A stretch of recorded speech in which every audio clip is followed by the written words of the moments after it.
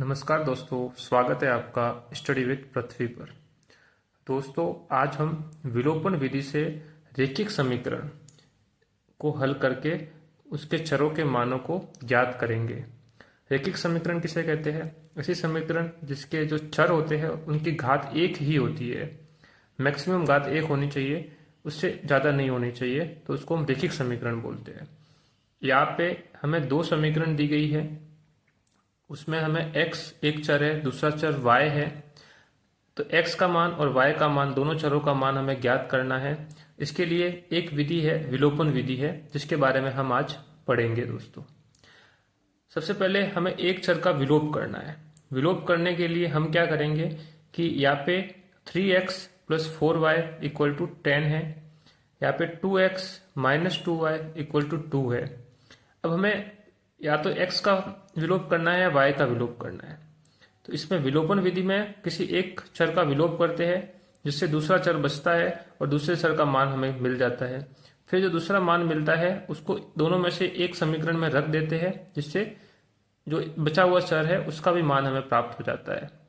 तो इसको हम आपके सामने अच्छे से करेंगे, जिससे आपको अच्छे से समझ में आ जाएगा। दोस्तों, तो लीजिए हम करते हैं।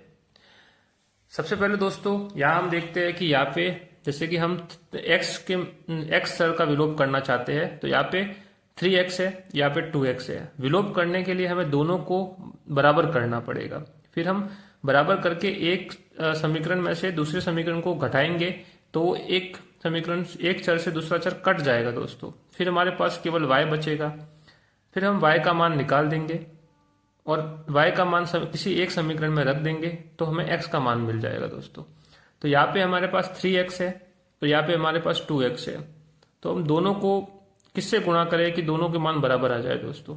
तो 3x है, 3 इंटू 1 करेंगे तो 3 बचेगा। तो यहाँ पे 2 है तो वो होगा नहीं।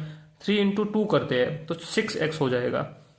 3 इंटू 2 करेंगे तो 6x हो जाएगा, और यहाँ पे 2 इंटू 3 करेंगे तो ये भी 6x हो जाएगा।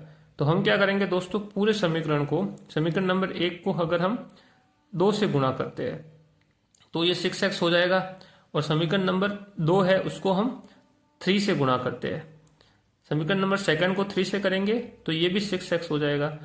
तो देखते हैं दोस्तों क्या होता है। पहले समीकरण को हम 2 से गुणा करते हैं, तो इसमें 3x इंटू 2 कितना होगा? 6x हो जाएगा।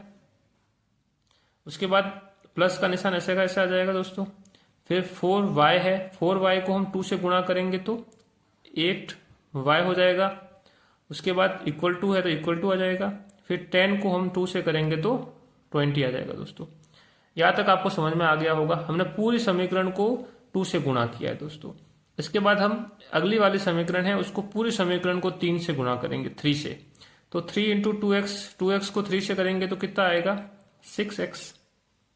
यहाँ तक समझ में आ गया। फिर माइनस है तो माइनस का निशान आ जाएगा। फिर यहाँ पे 2y है, यहाँ पे कितना है? 3 है, तो ये 2y इंटू 3 6y हो जाएगा, इक्वल टू 2 इंटू 3 ये भी 6 हो जाएगा दोस्तों। अब हमारे पास दो समीकरण हमें मिल गई है। अब हम एक समीकरण में से दूसरे समीकरण को घटाएंगे दोस्तों। तो घटाने के लिए हम यहाँ पे एक लाइन खींचते हैं। अब हम इसमें घटाएंगे तो इसका जो निशान है वो प्लस है, तो नीचे इसका माइनस हो जाएगा। इसका निशान चेंज हो जाएगा, क्योंकि इसमें से इसको घटाएंगे तो ये प्लस वाला है तो ये माइनस हो जाएगा, ये माइनस वाला है तो ये नीचे प्लस हो जाएगा दोस्तों, और ये प्लस वाला है तो ये भी माइनस हो जाएगा।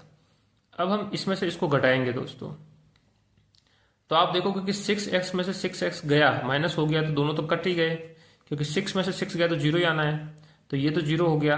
अब 8y प्लस 6y, ये प्लस हो गया, 8 प्लस 6y ये दोस्तों हो जाएगा 14y। यहाँ तक समझ में आ गया होगा। उसके बाद इक्वल टू का निशान आ जाएगा। फिर 20 माइनस 6, 20 माइनस 6 होंगे 14। यहाँ तक समझ में आ गया होगा दोस्तों। तो हमने क्या किया कि एक चर का विलोप कर दिया। कैसे किया? इसको एक पूरे समीकरण को किसी एक संख्या से गुणा किया, दूसरे समीकरण को पूरी एक संख्या से गुणा किया। ऐसी संख्याओं से गुणा करना है कि ये x के मान दोनों बराबर आ जाए। तो हमने इसको 2 से गुणा किया, फर्स्ट वाले समीकरण को, सेकंड वाले समीकरण को 3 से गुणा किया, तो दोनों मान समान आ गए। फिर हमने इसको काट दिया, क्योंकि ये प्लस है ये माइनस है, तो दोनों इसमें से ये घटाएंगे तो 0 आएगा। फिर हमने जो समीकरण बची उसको निशान बदल के इसको घटा दिया तो हमें 8y + 6y हो गया 14y हो गया। घटाएंगे तो निशान बदल जाएगा, तो ये प्लस हो गया, तो प्लस प्लस तो जुड़ ही जाएंगे। फिर यहाँ पे 20 प्लस था, ये माइनस हो गया, तो 20 - 6 14 हो जाएंगे। फिर हम इसको सॉल्व करेंगे दोस्तों, तो y का मान हमारे पास जो आएगा वो होगा 14/14। तो हमारे पास जो y का मान आएगा दोस्तों वो 1 हो जाएगा। तो हमारे पास y का मान दोस्तों हमने विलोपन विधि से हल कर दिया। अब हमारे पास y का मान आ गया। अब इस y के मान को किसी भी एक समीकरण में रख दीजिए आप, या तो इसमें रख दीजिए या इसमें रख दीजिए।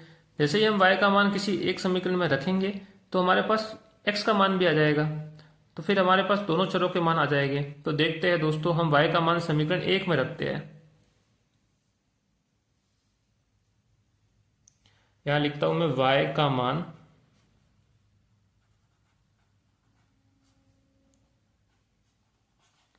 समीकरण नंबर 1 में रखने पर, समीकरण नंबर 1 कौन सी है दोस्तों? 3x + 4 और ये y है, y के बदले हम 1 लगा देंगे दोस्तों। तो y के बदले 1 लगा दिया और ये 10 ऐसा का ऐसे आ गया दोस्तों। y का मान रख दिया हमने। अब बचा हमारे पास x का मान ही, x को निकालना है। तो x हम आसानी से निकाल सकते हैं। कैसे निकाल सकते हैं? 3x का 3x हो गया, 4 × 1 कितना हो जाएगा दोस्तों? 4 × 1 कितना होता है? 4 × 1 4 ही होता है, और ये 10 आ गया। यहां तक समझ में आ गया होगा आपको। अब हमारे पास क्या 3x से x निकालना है, तो इन 4 को इधर पक्षांतरण कर लेंगे। तो ये 3x ऐसे कैसे आ जाएगा, और 4 को इधर भेजेंगे तो 10 - 4 हो जाएगा। और 10 - 4 करेंगे दोस्तों तो हो जाएगा ये 10 - 4 6 हो जाएगा। अब x है, x में ये 3 इधर है, तो ये गुणा में है तो इधर जाएगा, तो भाग में चला जाएगा। तो इसमें इसका भाग देंगे दोस्तों, तो 1 से 2, तो ये हमारे पास आएगा x का मान भी क्या आ जाएगा? 2 आ जाएगा दोस्तों। तो हमने x का मान भी ज्ञात कर लिया, y का मान भी ज्ञात कर लिया। तो यही विधि दोस्तों विलोपन विधि है। विलोपन विधि में हमने क्या किया, किसी भी एक चर के मान को हमने एक चर को पूरा ही विलोप कर दिया, फिर दूसरे चर का मान हमने निकाल दिया, और जो मान निकला उसको किसी भी एक समीकरण में रख करके हमने दूसरे चर का मान भी निकाल दिया। इस तरह से हमें दोनों ही चर के मान प्राप्त हो गए दोस्तों। तो हमारे पास x = 2 आ गया और y = 1 आ गया दोस्तों। तो यही हमारा आंसर है दोस्तों। आशा करता हूं कि ये विलोपन विधि आपको अच्छे समझ में आ गई होगी दोस्तों। अगर आपको वीडियो अच्छा लगा है तो वीडियो को लाइक कीजिए, वीडियो को शेयर कीजिए। आप हमारे चैनल पे नए हैं तो चैनल को सब्सक्राइब कीजिए।